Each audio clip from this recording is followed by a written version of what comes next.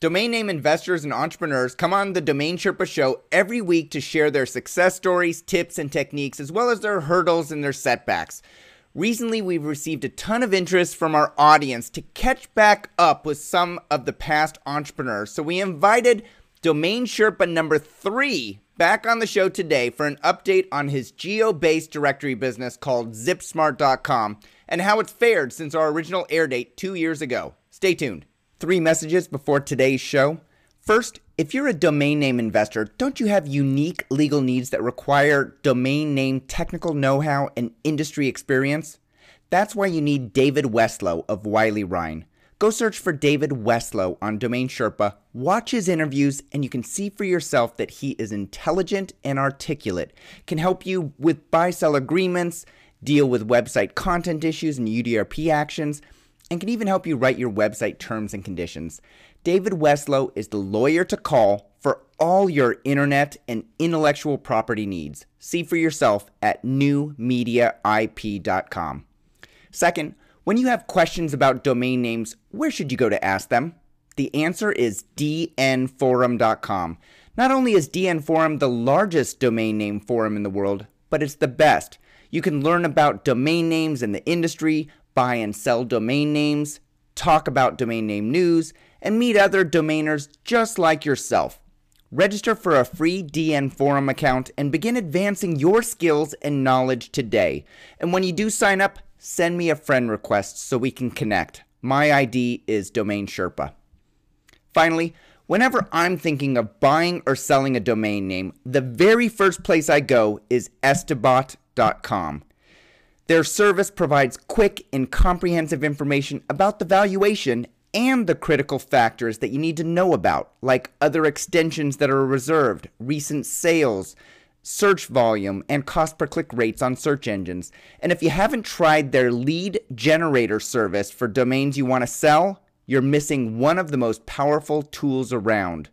Those are the reasons I pay for the service every month. Here's your program.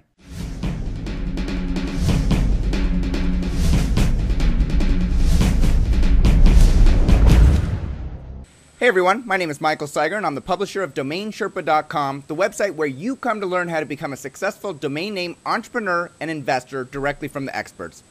For anyone that's a fan of the television business shows Shark Tank or Dragon's Den, you're likely familiar with the business updates they provide every once in a while. That's when an entrepreneur from a previous season who was funded comes back and shares an update of their business. But what we don't see are any of their difficulties, their setbacks, their tough times, their hurdles that we know that they go through. It's just not real to me. And we don't get to hear any of how they had to change their business model to change with the times or to fit with customers' expectations. But as you know, that's not how we roll at Domain Sherpa. So today, we've invited back an entrepreneur from the past, Jake Ackerman. Jake is the founder of ZipSmart.com, a portfolio of category killer, generic industry domain names that host geo-based directories and allow companies to own their own zip code online for products and services, and in the process, generate customer leads. I invited him back to update us on the progress of his company. Jake, welcome back to the show. Thanks, Michael. Thanks for having me. Great to have you back.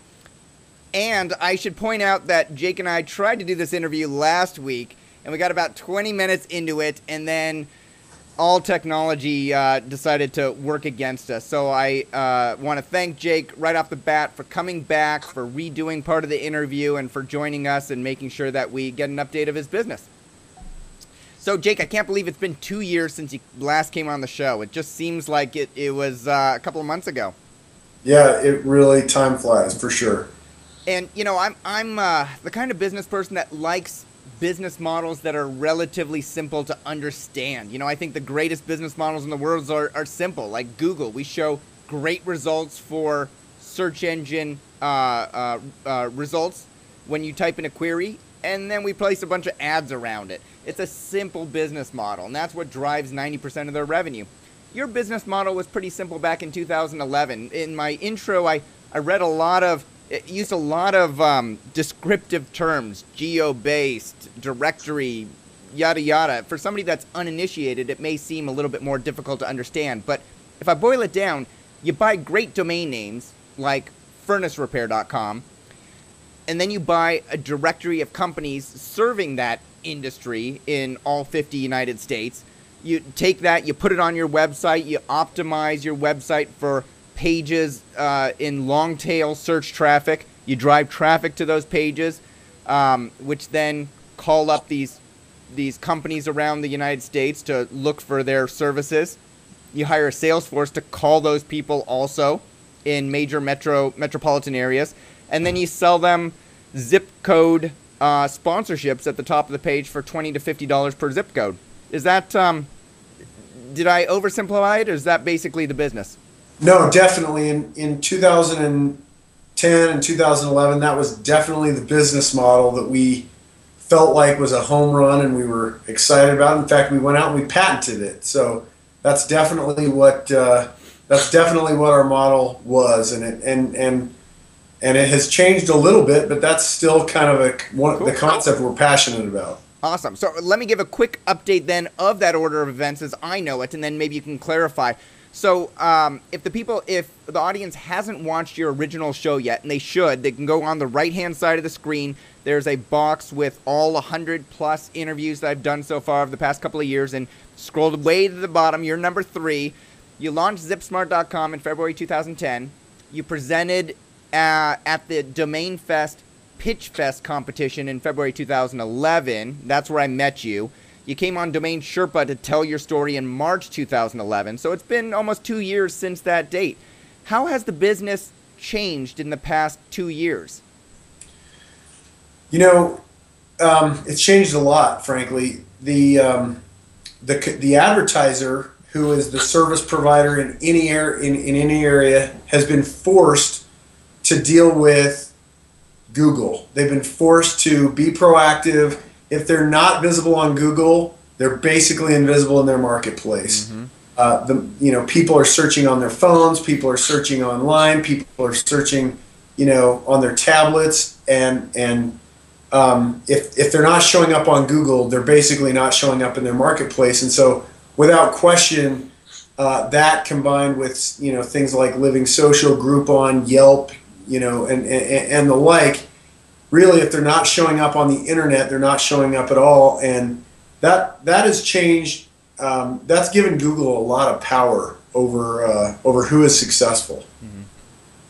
Yeah, and so how has that affected your business model with sites like FurnaceRepair.com or some of the other pest control? You've got a couple of pest control sites as well. How has that affected your business model? Yeah, our experience has been, first and foremost, that early on we felt like owning an entire sort of library of category or keyword names was in our best interest. So you mentioned FurnaceRepair.com. Well, we might have FurnaceService.com, FurnaceRepair.com, HeatingRepair.com, HeatingContractor.com, and we would take this library approach, and with some of the updates that Google has done to punish exact keyword names and some of those, penalize content from being too similar or the same from one site to another site. Some of those penalty updates, those are things that have affected our business. We've had to react to them. So that's one way I think it's affected our business, Michael. The other thing that's changed is Google itself. When we started in 2010, the search results were very much organic search results. The map was showing up for certain keywords, but most of the keywords the map wasn't showing up. When I say the map, I'm talking about Google Places, mm-hmm. which started out as the map and then became Google Places, and now I think is Google Plus, business page or Google Plus Local or whatever, local, etc. So that map thing that Google implemented in late 2010, early 2011. Every time Google changes a layout of a search, it's changed where we would show. We've benefited from some of the updates they did that knocked out some of our competitors who were ranking higher than we were, and we've also had the unfortunate frustration of losing customers because they changed something that impacted our ranking, and our customers decided that they would quit because we were no longer at the top of the page. So it's been a non-stop process of change.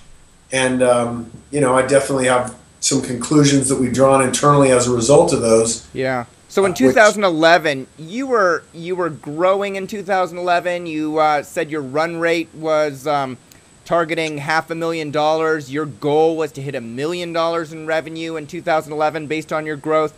Did you hit that target? We came really close, and then we found. So frankly, we never got to 1 million in annual sales. We kind of, every time Google would change something, we'd have a few customers drop off. We'd get a few customers who'd hang with us. We would tweak everything and reinvent ourselves, and then bump back up on the rankings, and our traffic counts would improve again.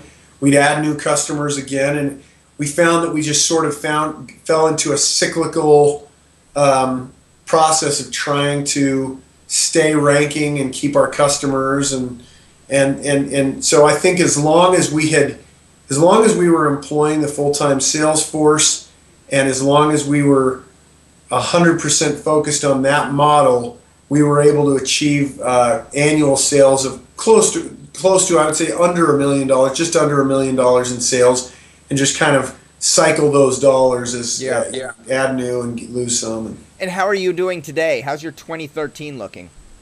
2013 is looking okay.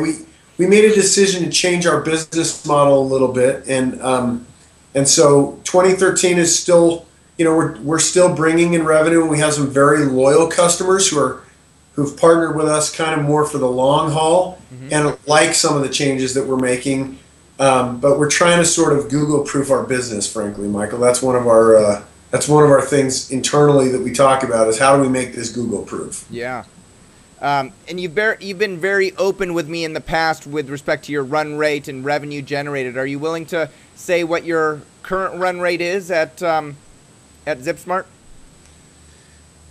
It's 20 to 30,000. I don't know exactly what the number is, but it's because it still does fluctuate a little bit. But it's about $20,000 to $30,000 a month. Great. So it hasn't.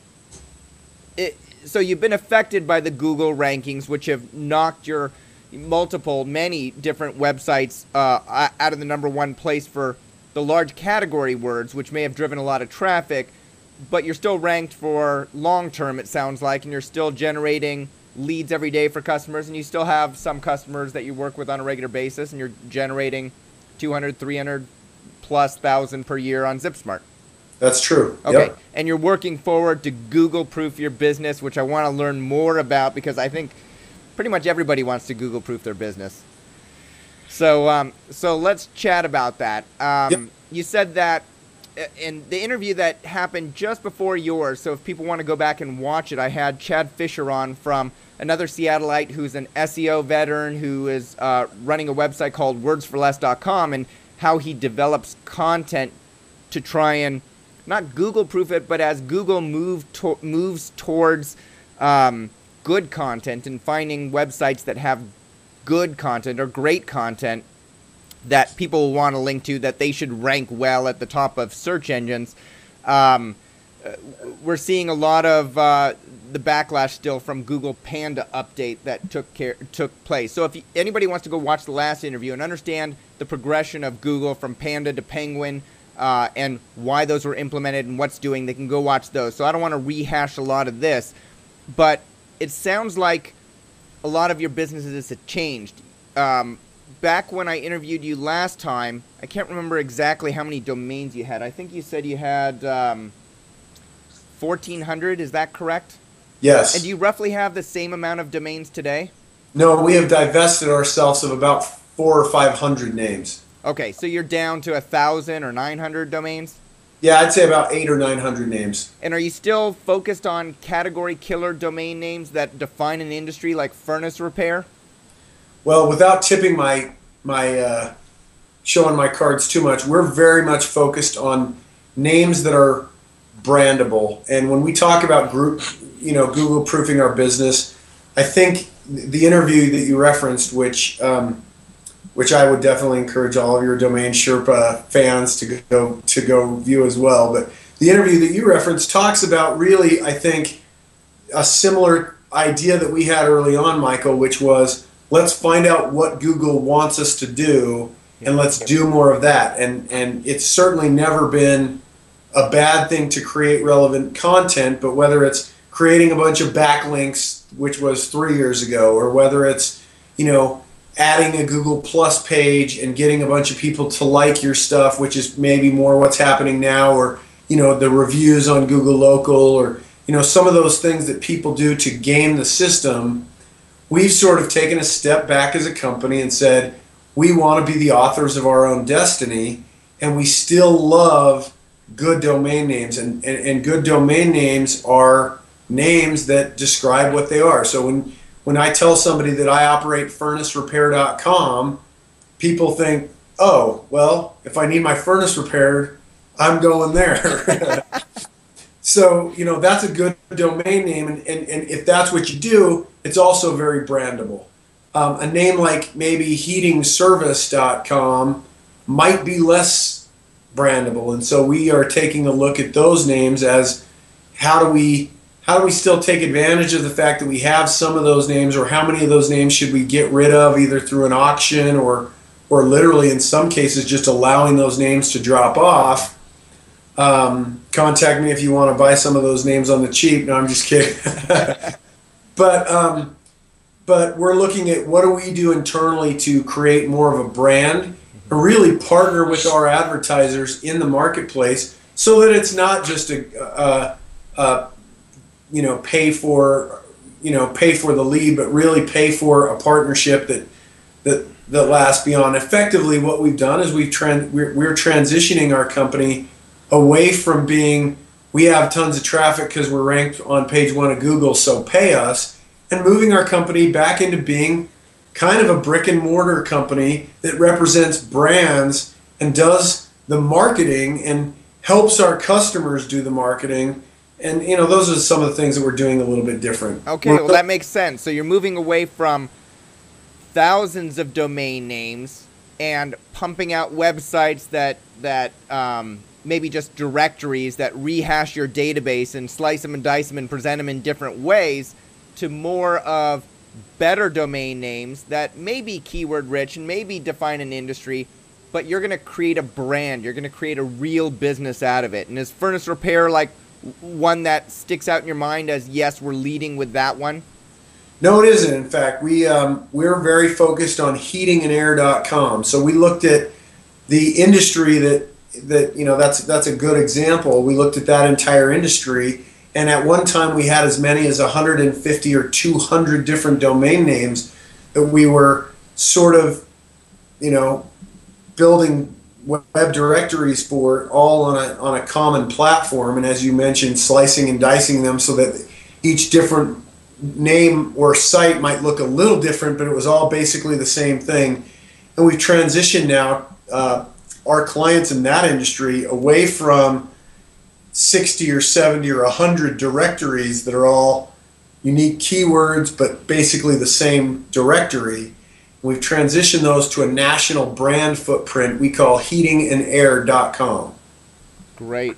All right. So I understand how you're shifting your business model. You're moving from, the business model of web directories to almost a full service marketing provider or service provider and partner to certain companies around the U.S. on a specific industry. And you're putting down a bigger bet on certain industries rather than spreading out your bets across hundreds or thousands of industries.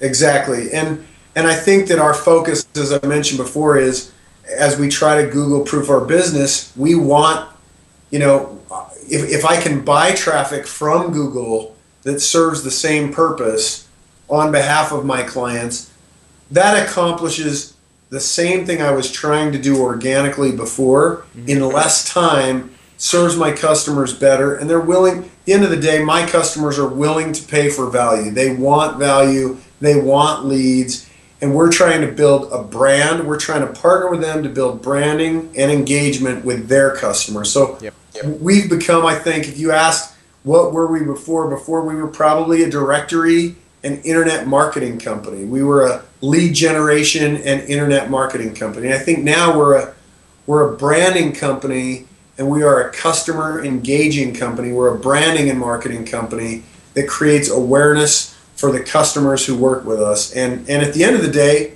the thing they want from us is still the same. They want to make their phone ring. They want to get those leads. They want to be relevant. They want to show up on Google. And I think that we help them accomplish that, but we are doing it better and more predictably with one really good property like heatingandair.com instead of 100 directories that don't have a lot of branding value and really aren't that engaging to the consumer. Right, and it potentially reduces your authority in the space if you have a bunch of different websites that you just don't have the time to get going and focus on. So you're really focusing on one, starting with heatingandair.com. Do you feel like you have other ones that are taking off as well in addition to Heating and Air? Yes, we do. We have several others that we're really excited about. What are some other good ones? We have plumbing.org. Mm-hmm. We have heatingandair.com, plumbing.org. We're excited about other names I would throw out are paintingpro.com or just anything that we feel like is brandable to the consumer, whether it's an exact match keyword or not. I feel like a brandable name those are the names I'm excited about, is names that they're relevant for search, but they are also very brandable for the consumer. Those are the names we're excited about. Great. And how are you running your business differently now with respect to getting traffic to the websites that then converts into leads for your customers? You're still focusing on SEO, but are you buying traffic as well, or any zero-click campaigns, anything like that? Yeah, we love remarketing. We're investing more in the marketing that we actually do on behalf of our customers. We find that the reality is our customers are spending money with Google anyway. If they don't spend it through us, they're spending it themselves anyway. And if we can help them do that more efficiently by providing them a category killer presence that's nationwide, then that's a win for them and it's a win for us, and we can help them manage that spend as well. And then we have industry expertise, so that's where we're coming from. So instead of them going to Google and managing their ad spend and optimizing their campaigns and making sure that they're eliminating words that aren't paying off and things like that, you'll do it for them. You can probably do it for less. Plus, you have the added benefit of the industry knowledge as well as the knowledge of Google and how ad buys work. And then you have a brand that you can then leverage across multiple other sites through retargeting. Is that a good summary? Absolutely. And I don't want to take away from the SEO that we're doing and the organic results that we get and the traffic we get every single month because we have a great name, and the traffic that we get every single month because we are keyword optimized and because we're SEO savvy, but we're not approaching it from the standpoint of, hey, do business with us because we're ranked #1 on Google. We're approaching it from the standpoint of, do business with us because from a brand perspective and a customer engagement perspective and an expertise perspective, we're an excellent partner to have in your corner. Right. And if we happen to rank on Google, that's icing on the cake. Right. That's not your full traffic plan. It's just a part of it now, and you're trying to Google proof your system by looking at all the different ways you get traffic. SEO used to be a big portion, now it's just a small portion. SEO, remarketing, social media, viral, video content, all of the above. So what are you doing differently for content now? Before, when I visited, and I didn't see heatingandair.com before, I did see furnacerepair.com before, and you basically bought a directory of every single business in the United States and you put it up and you maybe had a few articles on there, but I didn't see a lot of content, a lot of original content that would differentiate your site from other sites. What are you doing differently going forward? Yeah, we've kind of gone away from the directory model altogether, Michael. We no longer are worried about the directory stuff. We're trying to create a brand, and by definition, if we're really creating a brand, our content is unique. It's specific to us. It's specific to our brand. Yeah. Specific to what we do, and so we're working directly with our customers and interacting with our customers to make sure that they're on board with the content that we're creating, and we look at it as a kind of a joint partnership of creating that content together with our customers and not just on our own. So what does that mean? If you have a national heating and air company that wants a bigger presence, will you sit down and plan out different topics that you would like to publish on, and then you write up a first draft and they edit it, or how does that content partnership work? Well, I wouldn't say that is a model that we've pursued, but a content partnership might be we're going to create a video that talks about, a question that people may have. Hey, my furnace is no longer turning on. How do I figure out what's wrong? And we may partner with a local provider or a larger company that we have, and having them come on and be involved, actually explaining to the customer what they want and how they can solve their problem, or how they can identify what the problem might be, what they can do about it.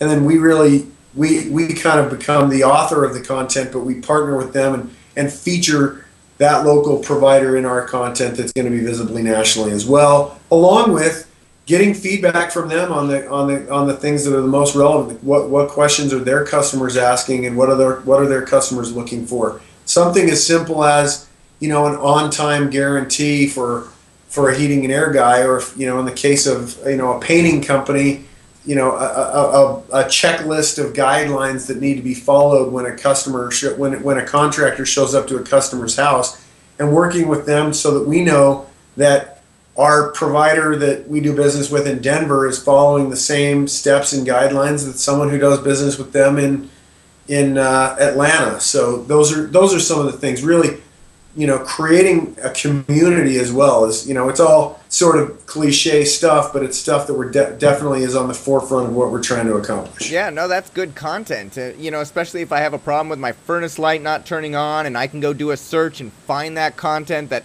allows me to figure out how to get it turned on, or if it still doesn't work, I just watch somebody who's, well presented, who's clean cut, that seems authoritative, and I'm going to fill out a lead form and have them come fix my furnace because he seems like a great guy, or she. Yeah. Yep. Yeah. So how have your outbound sales changed since you've shifted your business model? Do you still have a sales force that goes out and tries to sell $20 to $50 per month, or have you sort of moved up the sales channel and now you're trying to create partnerships that are worth 4 or 5 figures per year? How has it changed? Yeah, it definitely has changed. At one point, we were as much of a recruiting company as anything. We were recruiting very heavily, trying to find, salespeople to call every business in the country.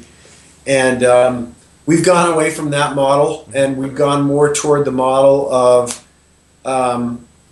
referrals from our existing customers, and the people that we work closely with, and more toward the model of people do find us online every single day. I can't tell you how many people find our websites online. They reach out to us and they say, hey, how do I get listed with you guys? It seems like you're professional, and then we respond to them, but it's less cold calling, and I wouldn't say we have a full-time sales force of people who are smiling and dialing as much as we just try to build relationships. Right. Got it. And so do you have more than one person that's doing outbound sales? Are you, that person because you know the business best? As a CEO, I guess if you want to call me that, or chief visionary officer is what I like to say, but as a CEO, there's no doubt that I'm engaged and I'm the company's probably biggest and best salesperson. I love what we do and it makes me happy. But yeah, we have a couple other people who are tasked with making sure that those sales continue to roll in. Yeah. So before you were operating in 40 industries, you had heating and air or HVAC, you had plumbing, electrical, pest control. Which industries are you focused on today? Can you say, these 5 industries we're focused on today? The reality is time is, there's a couple things going on. One, we've decided to change the model, and it hasn't been easy yet to get that model fully changed, and so we're still working through changing the model. 2, I believe that we want to be in more industries than we are, but some of them that you've mentioned: pest control, heating and air conditioning, the HVAC industry, plumbing, contractors, service companies, home service companies, professionals. Those are all industries that we're still very much interested in. And Yep. we're just, I think we're finalizing some tweaks to this new technology that'll allow us to do this and sort of run these relationships. And as those things get finished, then we'll move forward with more industries. Great. It's worth noting, just because you say that, we have been aggressive.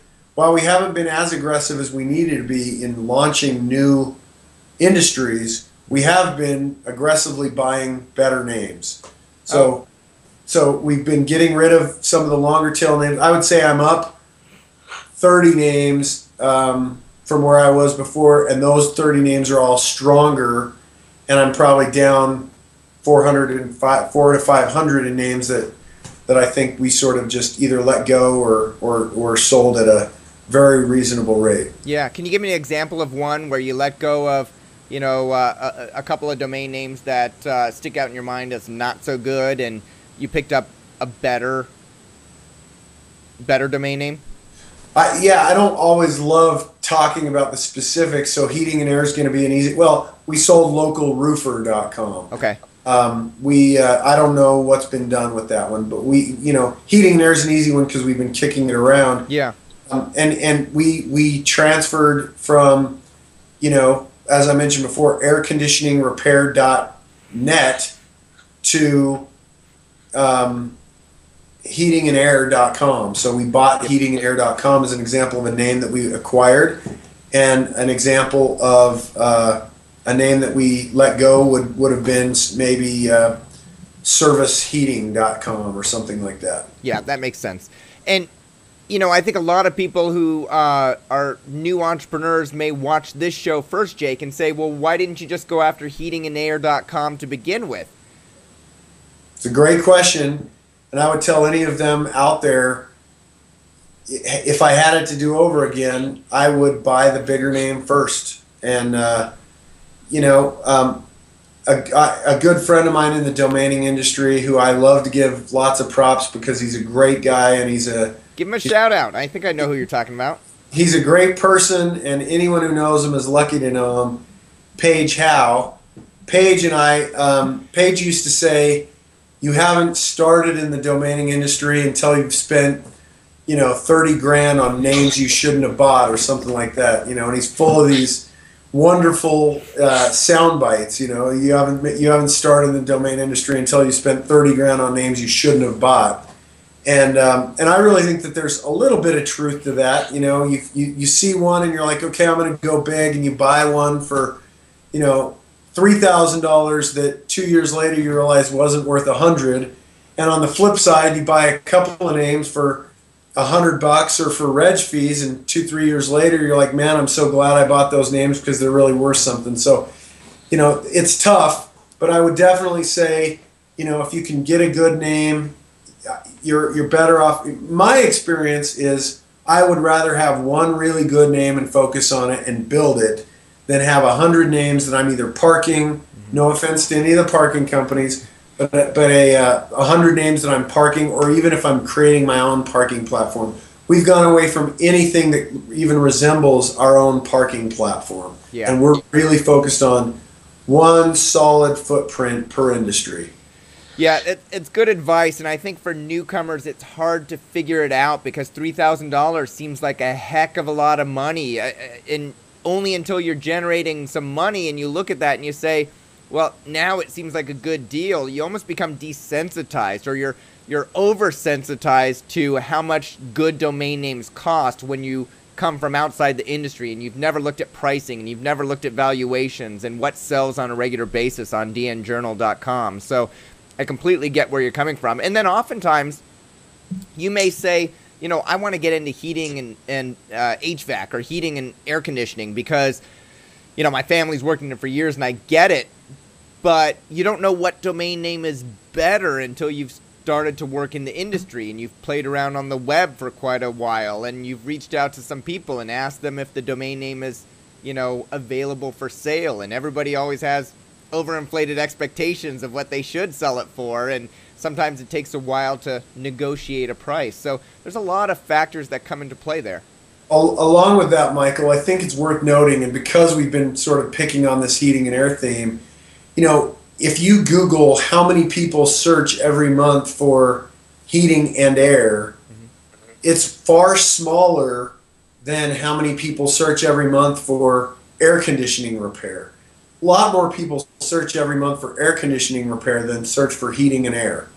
And so one of the traps I think that we fall into is we use those Google exact search, keyword tools or whatever to dictate what we think a name is worth. And I have been as guilty of that as the next guy. What I've learned and what I believe, and it's just, it's worth what your viewers are paying for this advice, but my experience indicates heating and air for me is a better name because it's more brandable and it still has search, and it's a better name. When people talk about the heating and air industry, they say heating and air. And so we spent a good amount of money for heatingandair.com late in the game because we felt like it was brandable. It wasn't as good of a keyword name, but it was still a good keyword name, and it was more brandable. And that's our model going forward. Yeah, that's a great point. And for anybody that hasn't watched the Adam Dicker interview recently entitled Good Domain Names versus Crappy Domain Names, watch that interview, because in it I revisited with Adam on reputationrepair.com, which he owns. And any domain name investor that's searching on buying domain names and seeing reputation repair, reputation management growing in search volume and cost per clicks. It wasn't even around 4 years ago. Now it's big. Go type in reputation management into Google. You'll find like a ton of people paying a lot of money, $25, $35 a click. And he bought a smaller search volume. If you search it, reputation repair versus reputation management, some people would look at it and say, well, Adam bought the smaller one. If we're getting in this space, I'd buy reputation management because the search volume is much bigger. And if you multiply the search volume times the cost per click and try and value the domain name based on that, it's a much more valuable one. But what I didn't realize until he was on the show was that people that have screwed up their reputation, they got a DUI and it's public knowledge on the internet, they want to repair their reputation versus just managing something going forward. And so there's a much more, there's a much higher possibility that they will spend their money to get it taken care of and spend more to get it buried onto page 3 or page 4 or have it removed. And so to your point exactly, heating and air is the phrase that most people use in the industry. And so if you're trying to reach those people and you want to create something that's more brandable and it's shorter, unless you were in the industry, you might not know that. Yep. And it's just, that goes back to the page how thing. You got to just jump in and take action. I mean, I'm excited and blessed that we're doing what we're doing. I love what we do every single day. We are profitable, and we're excited about the opportunity to reinvent our business. We've grossed well over $1 million, and we've had a good time doing it. We've learned a lot, and we wouldn't have done those things if we would have just been, if we wouldn't have gotten out there and built something. And that's why I would say to any domainer, go build something. Yeah, you learn a lot in building. I'm a big believer in the Pareto principle, where it said that 80% of any causes result from 20% or 80% of the results happen from 20% of the inputs or causes. In the case of businesses, most businesses will find that 80% of the revenue comes from 20% of the products and services. Do you find that on your sites right now? Are you seeing that heatingandair.com, for example, is delivering 80% of your revenue? I would say yes. I would say that there have always been, even when we had 1,200 names that were active, it's always been a situation where people will come to us because they see 1 or 2 names that they're excited about, and everything else is, oh, that's cool too. But all they really cared about was the few names that they were really excited about. Yeah. Hey, Jake, your video just darkened a little bit. Is there a screensaver that's going on and off, or no? No. All right. It just darkened a little bit. All right. We're just going to plow through. I can still see you. The audience is still going to be able to see you. All right. Just wanted to point out in case anybody in the audience is saying, hey, why does Jake keep darkening a little bit? it's because he's very tan from the Utah sun. All right, so today you're still driving traffic through search engine optimization, but how have you augmented the traffic to, say, heatingandair.com? Are you doing more on social media? Are you doing more newsletters? Are you doing more content on other sites to drive traffic back? How are you managing traffic? Frankly, we're buying it. We're buying it. Yeah, we're buying more traffic. Yeah. Okay, so you've got long-term partnerships with advertisers. You're managing the spend, and then you're going out and you're just buying more traffic. And where are you going to buy your traffic? We're buying it from Google. All right. So Google is not only sending you search engine traffic, but they're sending you pay-per-click advertising. Are you also doing newsletters at all, or social media, or any of the other channels to drive traffic? We don't do newsletters, although it's a good idea. You always have good ideas. We haven't done newsletters. It is a good idea. We haven't felt like the engagement with the consumer. Consumers who need a furnace repaired have to get it repaired, and then after the fact, do they want to keep getting a newsletter? Well, we don't know. We haven't done newsletters. We frankly have just been focused on buying traffic better. We have been doing. We've either been buying it from Google, or we've been buying it through a remarketing service. And when you buy it through a remarketing service, that means that. Can you explain what that is? So basically, once someone has visited our site, and they could have come to our site by going to Google and typing in heatingandair.com, we show up at the top of the list. They click on our site. They come. They see our customers in their areas, etc. That could be one way that they find heatingandair.com. And once they come to our site, we try to track conversion. Are they converting into a lead? If they don't convert into a lead, then our remarketing kicks in, and we try to show them heatingandair.com ads for the next week or two after they visited our site. And those ads might show up if they're on YouTube. Those ads might show up if they're on CNN.com, any of the affiliate sites that are part of our remarketing back-end effort. Then they would see those ads. If they were in a Gmail account, even though they're not doing a search for Google, they might see it in a Gmail account. They might see it on Facebook, those types of things. Yeah. I got remarketed once when I went to grasshopper.com to look for a virtual phone system for my businesses, and then I didn't end up buying that day because I wanted to do some more research, and everywhere I went on the web I was seeing advertisements for grasshopper.com. It was a pretty amazing remarketing campaign, and I ended up buying. Where do you go and buy your remarketing campaigns? Is it through Google or some other source? We have both. We do use Google, and we use another source. And frankly, this is going to be a little bit of a confession. I don't know the name of it because I have someone who handles that, and they report to me on what happens, Sure. but I don't know the name of the other service. Yep.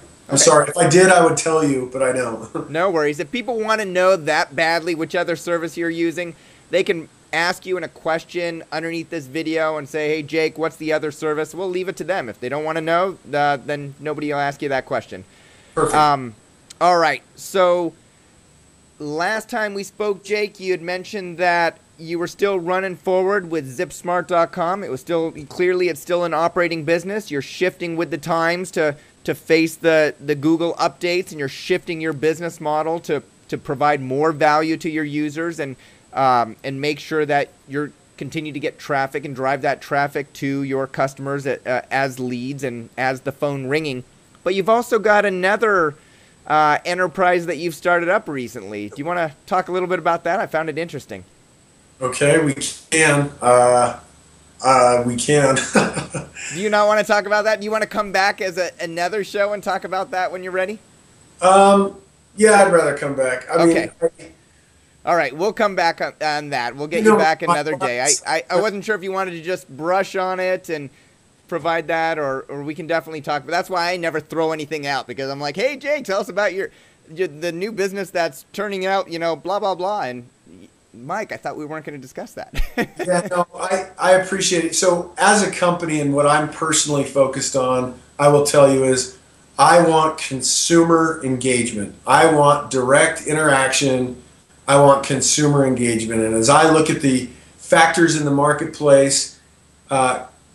Ranking on Google and having no consumers know who we are isn't as important to me as having a presence that consumers connect with. And so in my other business, and if you want me to come back at a future date, maybe give me 2 or 3 months and then we can talk more. But I'm very focused, Michael, on consumer engagement, direct consumer engagement. I want those consumers to give me their email address. I want those consumers to identify my brand and feel like they have a connection to it. I want those consumers to engage with our brand in that they might jump online and say, hey, I recently did business with heatingandair.com, or I recently was engaged with this brand and it was a great experience, and share that with their friends. And so our focus internally is direct consumer engagement, and we're doing that with our ZipSmart business. And as you alluded to, I'm doing that in a couple of other avenues as well. And I'm excited about the results. It feels more like it's my business, and if Google changes something, they're still my customers. And strangely, I'm spending more money with Google than I ever have before, but it's worth it to me because instead of just getting a free click from Google that I got organically, it's worth it to me to spend money with Google so that Google can give me customers that are then my customers and that are engaging with me after this, before, during, and after the sale. So that's where I'm going with my business. Yeah. Great. And I look forward to having you back on in another year, Jake, and talking about where your business is then. Maybe you'll be like a full service marketing company in all 40 industries, or maybe you'll be focused on heating and air even more in depth and creating deeper relationships. I look forward to seeing where your business is going and continuing to talk about your success moving forward. As always, I appreciate you having me on, man. It's always a blast to talk to you. If you have a question for Jake, please post it in the comments below this video, and we'll ask him to come back and answer everything that he feels comfortable doing. You can follow ZipSmart on Twitter at ZipSmartCo. Jake, if people want to contact you and say thank you for coming back on the show, providing an update, and helping them to see how you're shifting your business model and tactics to fit with what's going on in business world today, what's the best way that they can reach out to you? They can email me directly at jake.ackerman, that's Ackerman, jake.ackerman at zipsmart.com. Excellent. Jake Ackerman, founder and chief visionary officer of ZipSmart.com. Thanks for coming back on the show and sharing your lessons learned as an entrepreneur for others to learn from. And thanks for being a domain Sherpa.